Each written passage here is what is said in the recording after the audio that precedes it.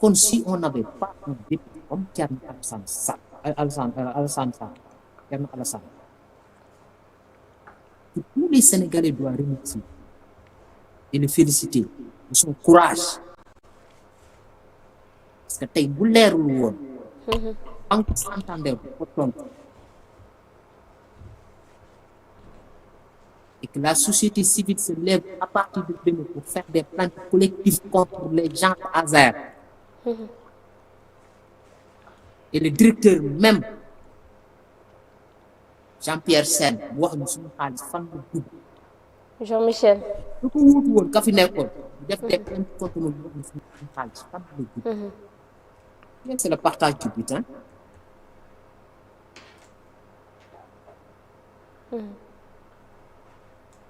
léegi on est dans un pays où on a Alibaba et ses voleurs quoi. Alibaba et les 40 voleurs. waaw mais non Alibaba et les 4 voleurs 40 yi dañu wàññi mais Alibaba et les 4 voleurs tooñu ma kenn da ngaa dindi zéro ba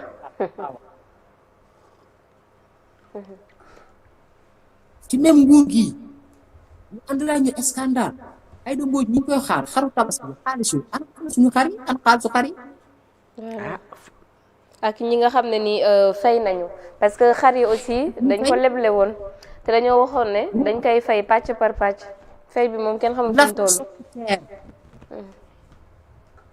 scandale bu gën a rëy boobu dafa am. amul déedéet. mais est-ce que nit ñi fay nañ Abdoulaye vu que xar yi am nañu mu jox bu ñu jëlee oto balaa ñu yegg seen kër xar yi si la ñu dee. mais est-ce que vraiment joxe nañ li desoon. ba tey xar la rek ana suñuy koppar. ba tey leble nañ rek xas nga ko ba jël kay moom c'est fini. soo ko jëndoon kenn du la remboursé. ah. jox na la ci. mais ndax buñ fi nekkee di lim mais c'est n'importe quoi.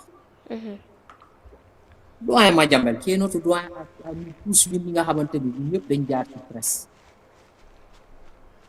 tey buñ doon wax le premier ministre de la presse sénégalaise dañuy wax ni mooy doyen Madiambal Diagne. man nee naa fii ba jusqu'à li Idrissa Seck waxoon jusqu'à l'extinction du soleil. Madiambal laay gëm parce que gisuma ku ko wedd gisuma ko démentir gisuma def communiqué et quand il nous parle que le fils du premier ministre dañ ko jëndal appartement buy jar plus de $450,000 de dollars canadiens sur des pots de vin. scandale bu gën a rëy boobu ana ñun daal dañ ko bëgg a jàpp séddale bii bukki bii njuur bii sàmba bii maa ci njëkk a teg wax après ñu wax ñu que ni don de soi même don de soi jubal ah don de soi la ñu woote woon de don de soi la ñu woote woon waaw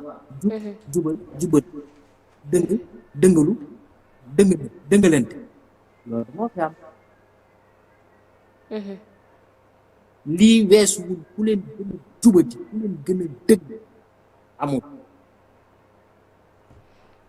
Jean-Pierre sa loxo dafa set wecc arena kii taxaw ni Abbas yaa sàcc yaa lekk yaa tey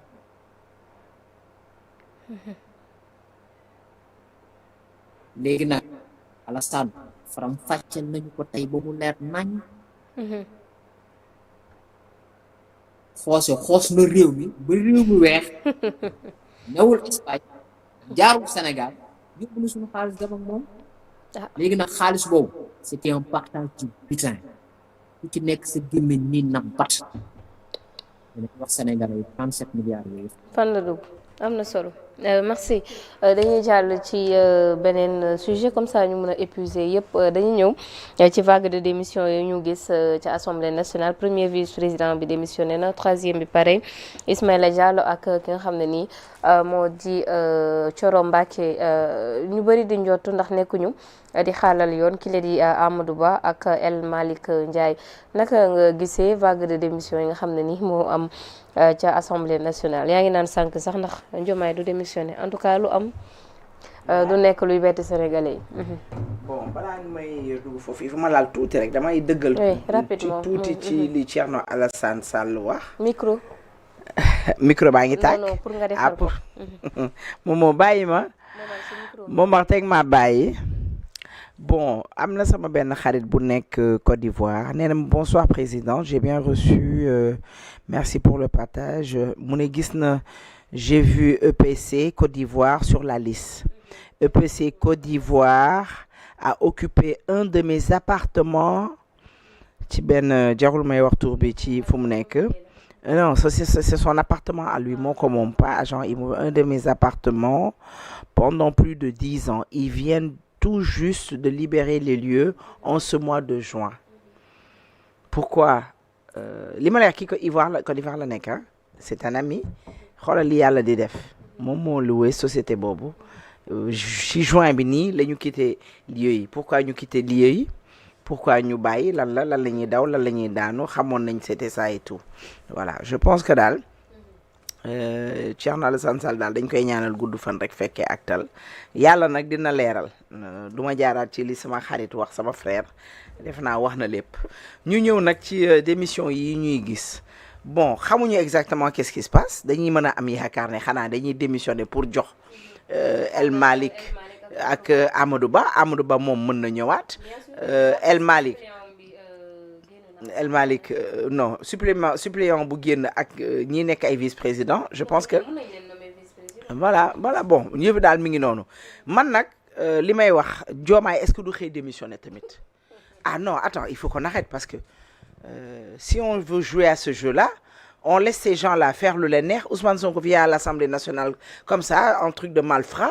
du grand n'importe quoi ñu mel ni ku nekk ci benn dëkk boo xam ne anarchie tout le monde fait ce qu'il veut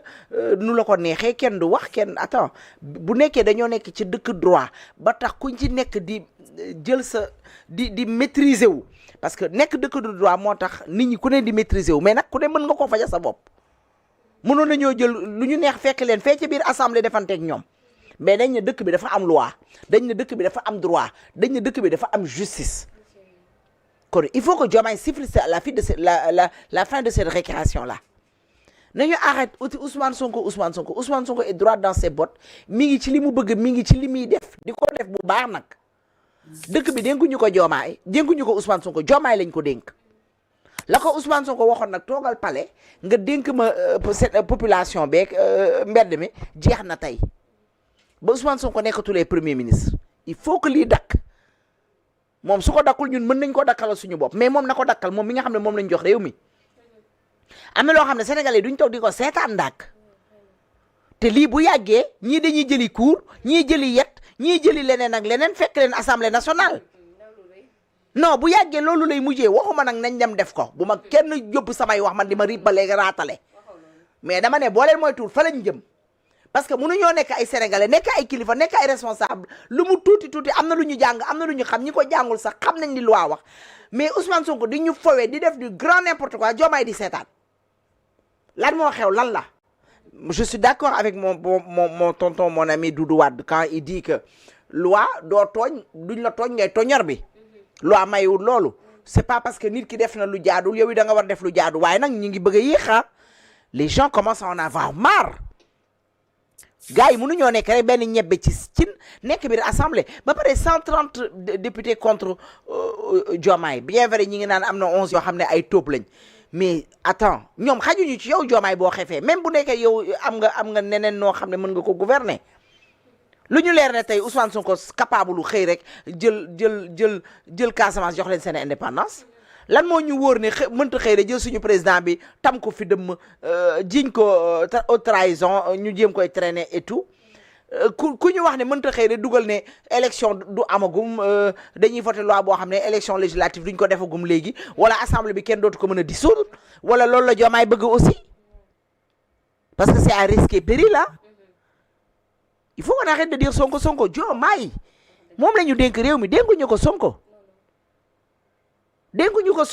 bu sañoon yow fi yoo toog doo fa toog kon liy jot na ginnaaw dee mais man maa gisul dara ci ay waxu Diomaye lu muy jëfee ndax wax day nuroog jëf mais Diomaye ay waxam nuroowut ak ay jëfam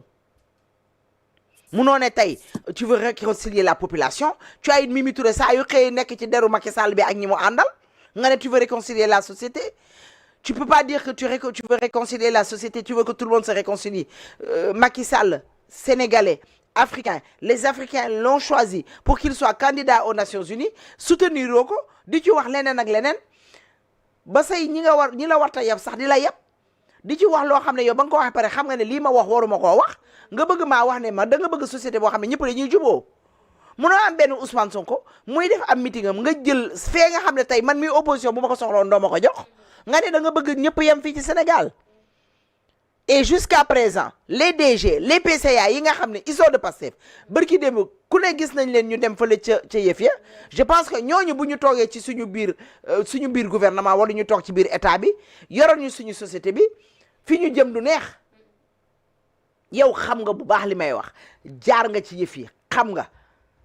bi ngeen di nekk ci opposition bi vous avez infiltré l'administration sénégalaise vous avez infiltré l'État du Sénégal